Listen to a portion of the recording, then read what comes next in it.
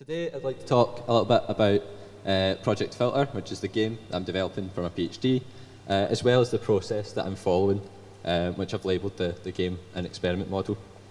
So my work is influenced by two game development frameworks, the first being MDA and the second being Critical Play. They're two very successful and popular game development frameworks that break development into component form. MDA breaks it down to content and game feel, whereas Critical Play embraces diverse experiences as its main sort of selling point. But if we look at these frameworks from a research perspective, I find them quite limiting.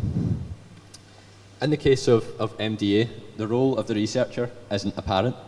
It's becoming more common for researchers to be part of the development framework, and the initial MDA framework doesn't indicate where the lens should fit in. To me, the researcher lens is different to that of the player and the developer, but it's interested in both and in rationalising decisions based on intentions of research. This is something that's influenced my own model, and I want to explicitly highlight the impact that researchers and research aims have on game development. For Critical Play, firstly, I'm not so sure why repeat is included as a stage of development in this sort of cycle. It should be sort of implicit to the iterative model. Revise, I think, is a better term to use, as it acknowledges the process of taking the experience beforehand and informing changes to be made, just like how research works. Critical Play also has a reliance on playtesting in terms of generating data, but there are many more other research methods that could fit into here, and these methods might create data of varying nature depending on what it is that you're trying to verify. So these limitations helped sort of form the game and experiment model. It's a goal-centered approach where satisfying research aims are the intended output of game development. I'll explain each stage individually. So the first stage of the game and experiment model concerns the purpose of game development defined by the research aims. These include highlighting ideas, concepts or theories within the subject domain that the game will investigate or explore or understand, etc. By identifying the research area, development of a game is ring-fenced and focused on addressing concepts and theories related to the specific domain, and sort of reduces things like feature creep and redundant content later on. Informed development relates to the concept identified in the research area before and considers their translation into game components. The list does not intend to be exhaustive in any way due to the evolving nature of the game development practice. Additionally, this list does not aim to define the method or process in which you develop games. It's simply a collation of principles to consider within the game development process that can inform your research aims. So following on from the development stage is the design and conduction of experiments. These encompass the various methodological approaches and the conduction of studies in order to collect data for research purpose. The list, again, is not exhaustive and may be expanded in order to satisfy different applications of games for research. Once experimentation has been complete, data analysis can sort of begin. And this stage concerns methods of analysis to examine data with respect to the original intention of the research. So it intends to validate the research outcomes explored, basically. The process of data depends on the nature of the data collected and can vary from project to project, similar to the methods sort of highlighted before. As a final step, this model sort of appreciates publication as a necessary end goal or output of research. Sort of the APA highlight that research is complete only when the results are shared with the scientific community, and I don't think games are an exception to that rule. Whether that's a paper submission or whether it's publishing the game through different distribution channels. This is sort of the end goal for the process, but it doesn't necessarily mean the end of iteration, just the end of this cycle. So to show how the game and experiment model has helped me, I'll talk a little bit through the development of Project Filter. For its initial design, to satisfy my PhD, I came up with 3 main points. Firstly, it had to be based on the research of No Pills, which was a research project that looked to reduce micropollution across Europe through public intervention. Secondly, the game should aim to raise awareness of micropollution and the environmental impact that it causes.